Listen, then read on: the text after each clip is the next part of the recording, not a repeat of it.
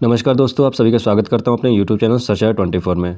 दोस्तों, south east central railway की तरफ से एक इम्पॉर्टेंट नोटिस जारी हुआ है और ये काफ़ी ज़्यादा इम्पॉर्टेंट है, खासकर सीसीए कैटेगरी वाले स्टूडेंट्स के लिए। यहाँ पर सीसीए कैटेगरी वाले स्टूडेंट्स के लिए ही यहाँ पर ये जो नोटिस है रिलीज़ किया गया है। सीसीए कैटेगरी का मतलब है कोर्स कंप्लीटेड एक्ट अप्रेंटिस। जो रेलवे से अप्रेंटिस करते हैं उन्हें हम सीसीए बोलते हैं। यहाँ पर जो नोटिस जो आया हुआ है दोस्तों, ये ग्रुप डी 2019 से रिलेटेड है और उसके अंदर जो 20% सीट रिज़र्व होती है सीसीए कैटेगरी वाले स्टूडेंट्स के लिए, ये उनके लिए ही अपडेट आया हुआ है और काफ़ी ज़्यादा इम्पॉर्टेंट अपडेट है।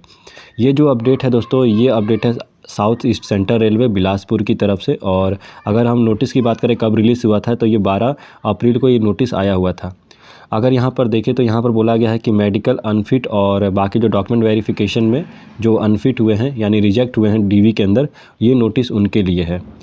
और यहाँ पर मैं सीसीए कैटेगरी वालों के लिए क्यों बोल रहा हूँ, क्योंकि यहाँ पर सीसीए कैटेगरी वालों के लिए ही ये नोटिस रिलीज़ किया गया है और बहुत ज़्यादा इंपॉर्टेंट है। क्या इंपॉर्टेंट है इसके अंदर, इस वीडियो को आप लोग अच्छे से देखिएगा क्योंकि काफ़ी ज़्यादा इंपॉर्टेंट है। अगर आप सीसीए कैटेगरी के स्टूडेंट हैं तो ये वीडियो काफ़ी ज़्यादा इंपॉर्टेंट होने वाला है, क्योंकि यहाँ पर दोस्तों जो सीसीए कैटेगरी वाले स्टूडेंट्स हैं उनके लिए बहुत बुरी खबर है, काफ़ी बैड न्यूज़ है। यहाँ पर क्या बैड न्यूज़ है, आप लोग इस वीडियो को देखिए, आपको समझ में आएगा। और यहाँ पर काफ़ी बच्चों को लेवल 1 की पोस्ट से बाहर कर दिया गया है। वो क्यों किया गया है, इसके अंदर सब कुछ रीज़न दिया गया है। ठीक है, तो वीडियो को अच्छे से देखिएगा, समझिएगा। और अगर इस वीडियो से रिलेटेड कोई भी डाउट होता है या कुछ पूछना है आपको, तो आप लोग मुझे कमेंट सेक्शन में पूछ सकते हो या फिर टेलीग्राम पे पूछ सकते हो। टेलीग्राम का जो लिंक है वो डिस्क्रिप्शन में मिल जाएगा आपको। टेलीग्राम का ग्रुप का लिंक दिया हुआ है डिस्क्रिप्शन में, वहाँ से जाइए, वहाँ पर क्लिक कीजिए और ज्वाइन हो जाइए। ठीक है, तो देखिए दोस्तों, नोटिस में क्या दिया गया है कि रेलवे भर्ती, ठीक है, बिलासपुर के द्वारा आया हुआ है और ये दिया गया सूचना संख्या नंबर, जो नोटिफिकेशन नंबर है लेवल 1 के तहत में आया हुआ था।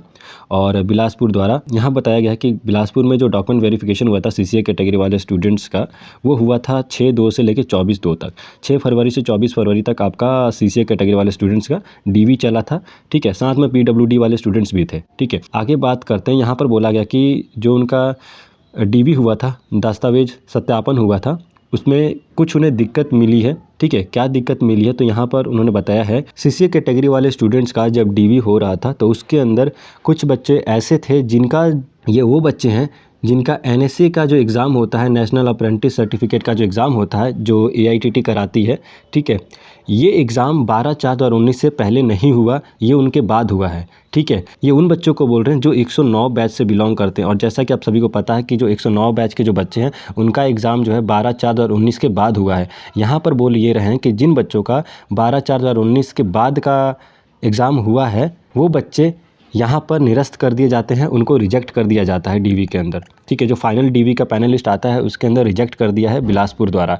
ये खासकर 109 बैच के बच्चों के साथ ही हुआ है, जिनका जो ट्रेनिंग है वो तो 12/4/2019 से पहले हो गया था, बट जो एग्ज़ाम है उनका, ठीक है, एग्ज़ाम जो है, एग्ज़ाम आपका 12/4/2019 के बाद हुआ है। सर्टिफिकेट भी 12/4/2019 के बाद आया है। किसी का एग्ज़ाम मई में हुआ था, ठीक है, मई 19 के अंदर हुआ था, और जो उसका रिज़ल्ट है वो कुछ दिन बाद आया। उसके बाद जो उनका सर्टिफिकेट है वो आता है 2020 के अंदर।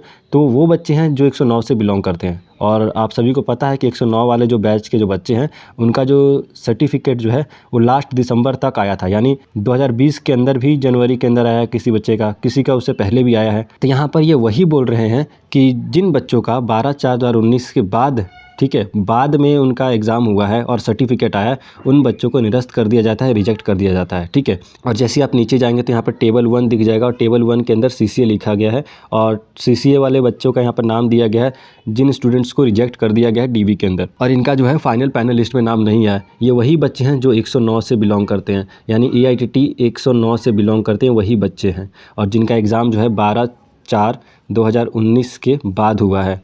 ठीक है, बट रेलवे को समझना चाहिए था कि जिन बच्चों का ट्रेनिंग पूरा हो गया है, कम से कम उन्हें तो यहाँ पर मौका देना चाहिए था, क्योंकि एआईटीटी का जो एग्ज़ाम है वो हर बार डिले होता है। कई बार डिले हुआ है, कई बार क्या हुआ है, 1-1 साल का डिले हुआ है। अगर कोविड में देखा जाए तो कोविड में जो 110 बैच का जो पेपर हुआ था वो काफ़ी ज़्यादा डिले हुआ था। इस तरह से अगर देखा जाए तो कई बच्चे ऐसे हैं जिनका ट्रेनिंग तो 2019 के अंदर पूरा हो गया था, बट उनका एग्ज़ाम जो है 2020 में पूरा हुआ और उनका जो रिज़ल्ट है वो आया आपका 22 के अंदर। तो ये बहुत इशू थे इसके अंदर, ठीक है, ऐसे बहुत सारे इशू हैं। AITT एग्जाम जो है बहुत बार डिले हुआ है, तो रेलवे को इसको भी देखना चाहिए था कि AITT एग्जाम टाइमली कंडक्ट नहीं हुए हैं, इन्हें मौका देना चाहिए था जिनका कम से कम ट्रेनिंग पूरा हो चुका था 12/4/2019 से पहले। अगर मान लिया किसी बच्चे का ट्रेनिंग पूरा नहीं है और उसने फॉर्म भर दिया तो उसको रिजेक्ट करना बनता है, बट जिन बच्चों का ट्रेनिंग पूरा हो चुका था उनको रिजेक्ट नहीं करना चाहिए था यहाँ पर इनको।